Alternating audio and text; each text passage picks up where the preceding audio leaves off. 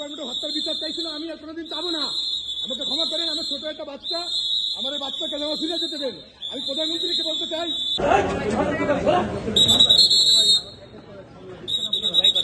ভাই please please ভাই, আমি নিজেও জানি না ভাই, আমি যেসবখানে কখনো চাকরি করি নাই সেখানে আমার মামলা দিচ্ছে।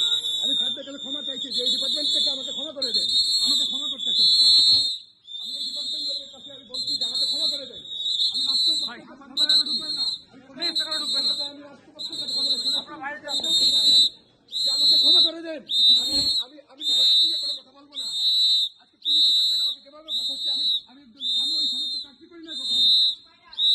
আমি ওই সমস্ত ডিপার্টমেন্টে কখনো চাকরি করি না। আজকে আমাকে বিভিন্ন আমার কথা হচ্ছে কিন্তু শুনেন, আমি পুলিশ ডিপার্টমেন্টকে ক্ষমা চাই, আমাকে ক্ষমা করে দেন, সাধারণ ক্ষমা। আমি পুলিশ ডিপার্টমেন্টে হত্যার বিচার চাইছিল, আমি আর কোনোদিন চাবো না। আমাকে ক্ষমা করেন, আমার ছোট একটা বাচ্চা, আমার এই বাচ্চাকে যেন ফিরে যেতে দেন।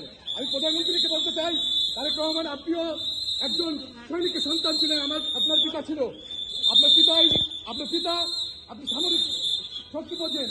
আমাকে ক্ষমা করে দেন, আমি কোনো অন্যায় কিছু করি না, আপনি আমার বিপদটা ভাবেন। আমি স্বরাষ্ট্রমন্ত্রীকে শ্রদ্ধা করি, তাকে বলতে চাই কেন আমাকে বারবার মিথ্যা মামলা দেওয়া হচ্ছে, কে দিচ্ছে? আপনি এটা দেখেন, আমি বলতে চাই কে দিচ্ছে? আমার স্যাররা বলে যে আমরা জানি না, তোমাকে কে মামলা দিচ্ছে? ডিসি জানে না, কমিশনার জানে না, আইসি জানে না, তাহলে মামলাটা কে দিচ্ছে বলেন? এই যে সমাজ আগে যারা ছিল স্বৈরাচার, আমার কাছে আমাকে এখন কারা স্বৈরাচারীর ভাবে মামলা দিচ্ছে, এটা আমি জানতে চাই। আপনারা একবার বলবেন কে আমাকে মামলা দেয়? আমি প্রত্যেকটা স্যারের কাছে ক্ষমা চাইছি, আমার ভুল কোথায় ছিল? আমি ব্যক্তিগত, আমার নাম সোহাইব, আমি পুলিশ ডিপার্টমেন্টে ছিলাম, আমার ভুল কোথায় ছিল আমি জানতে চাই। কে আমাকে কোথা থেকে মামলা দেয়?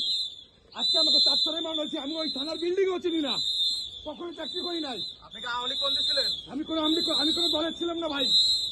আমি যদি কোনো দলের থাকি তাহলে আমাকে যেন আরো মামলা দেওয়া হয়, আমাকে ফাঁসি দেওয়া হয়, আমি ফাঁসিতে ঝুলতে থাকি। যদি আওয়ামী লীগের সঙ্গে আমি জড়িত থাকি, আমি ফাঁসিতে ঝুলতে